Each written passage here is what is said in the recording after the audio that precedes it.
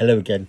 We're going to look at two serving spoons, although I'm probably going to call them basting spoons, because when I call things serving spoons, it's the correct term, but people get a bit confused and sometimes think they're tablespoon sized. These are the 12 to 14 inch large spoons used for serving at table. And you can call them basters. A lot of people call them basters. You can call them ragu spoons. They're down listed in inventories as that, or you can call them serving spoons. This one is Hanoverian pattern. This one is Old English pattern, and we're going to look at the difference now.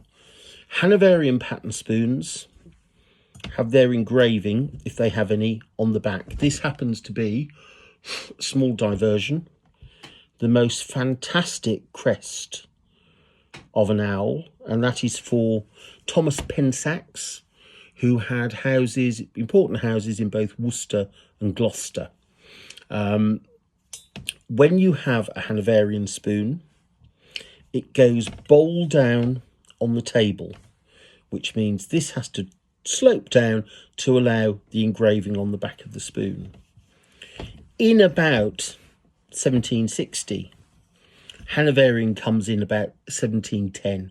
There are a handful of earlier examples of it. Comes in about 1710, initially with a nice rat tail to the bowl. That shortens to a sort of double drop and then a single drop.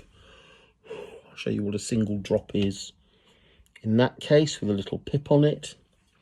And that's the popular fashion from 1710 to 1760.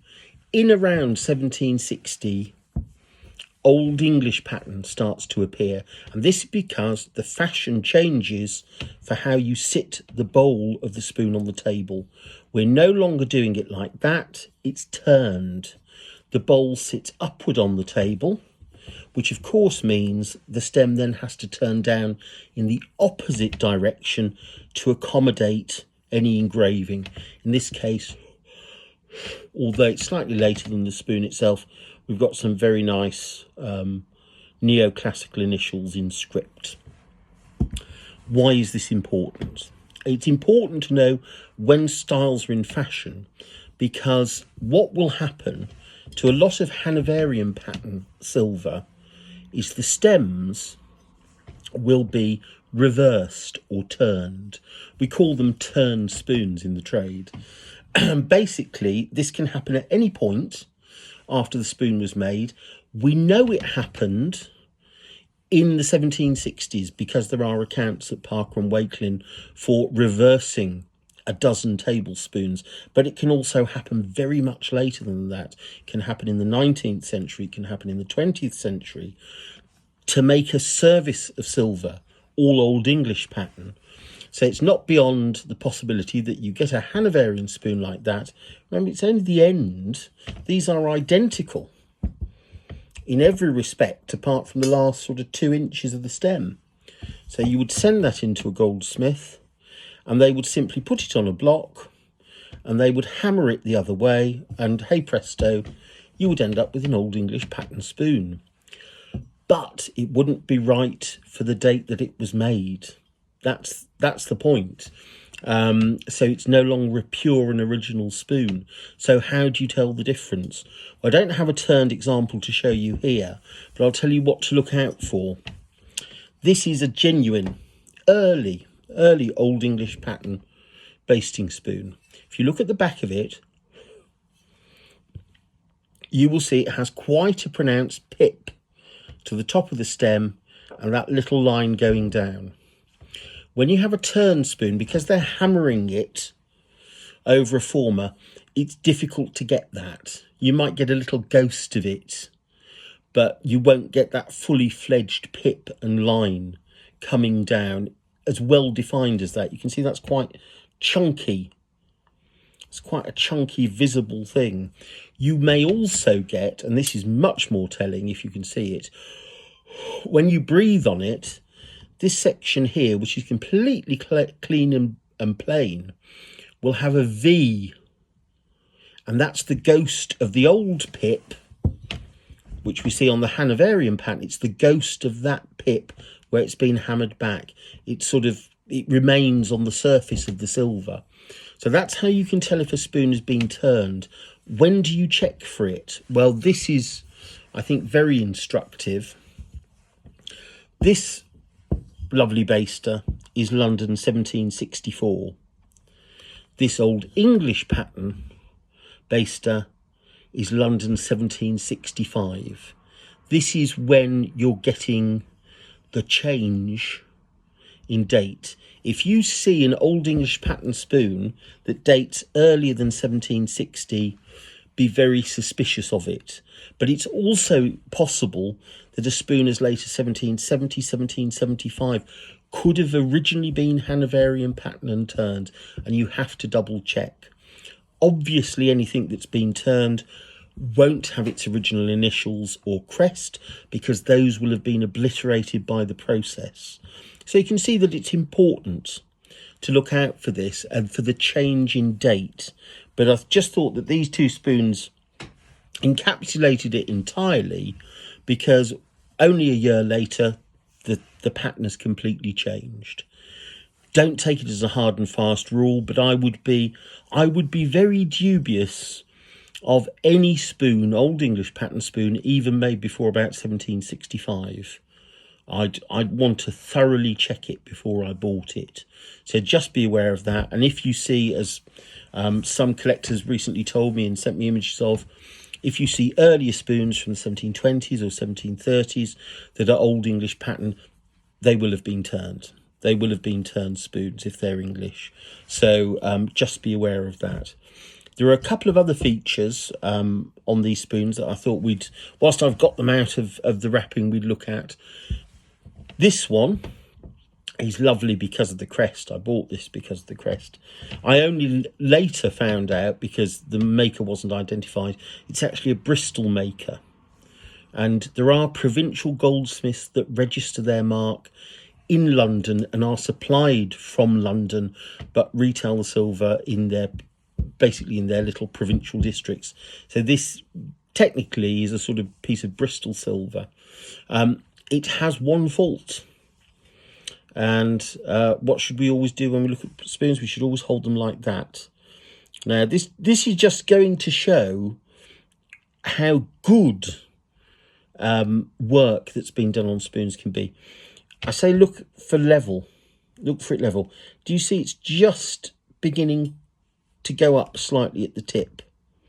If I hold it like that, it's maybe difficult. There. It's just going up marginally. I mean, we're talking about a millimetre. But also that this area of the bowl is quite shallow. If we look at the other one, this is only a year later. That's got problems with the bowl because it's actually been knocked at the sides. But you can see that's quite deeper. And this one is much more shallow. This one has had a little bit of wear to the tip of it, and at some point has been rehammered. And as I said to you, they've got the shape of the bowl absolutely correct like that, but they can't keep that absolutely level. You can achieve it in one direction, but not in both. And that's what happens. And that hasn't been done to deceive anybody. That has been done possibly 100 years ago, even more, just as a bit of running repair, tinkering with the family silver, little bit of wear, send it off, and it's come back like that. Some of them are much worse. Some of them go up like a banana. Those are the ones to avoid. And also, this is reasonably thick here still. Some of these are paper thin when it's been done too often and on too little silver left. This also has a fault. Shouldn't really be doing this, should I? But this has a fault. This is a good example of an erasure and a re-engraving. Now, if I breathe on this, and we'll probably have to be quick about looking. If you see, there's a brighter patch here. I've just run my finger over my breath, so that's ruined it. But there's a brighter patch here. And actually, if I can catch it in the light correctly, let's just wipe this off. And as I move it back and forth, can you see the light slightly dishes in there. It becomes a little bit concave.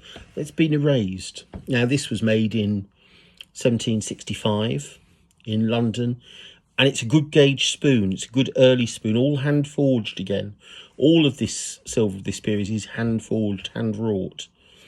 But these initials, these script initials in this little festoon of husks, this is much more 1770s, late 1770s, maybe even early 1780s. And it's one generation. And simply what's happened is someone in the family has had this spoon. They've then left it to somebody else, and they've sold it, because that happens quite a bit when somebody dies. They have to sell the family silver, and it's gone, and they've just lightly removed probably the original crest. And then just after that's done, so again, it's not done to deceive, it's not done to trick anybody. They've put their own initials, the new owner's initials on, as beautifully. I mean, those initials have been there for the past 230 years nearly. So it's not, but it has disturbed the surface. So that this lovely grey colour here, and this lovely grey colour that runs all the way down the stem and in the bowl and all the way on the back of the stem, it's just disrupted there. And these are things you have to look for. There's nothing wrong with owning an antique that has signs of its life. A little dent at the side of the bowl, a little erasure with a new initial that was done 230 years ago anyway. What you have to be as a collector is you have to be aware that these things have happened. Has it been turned? Has it been erased? Has the bowl been slightly tipped up and reshaped at some point?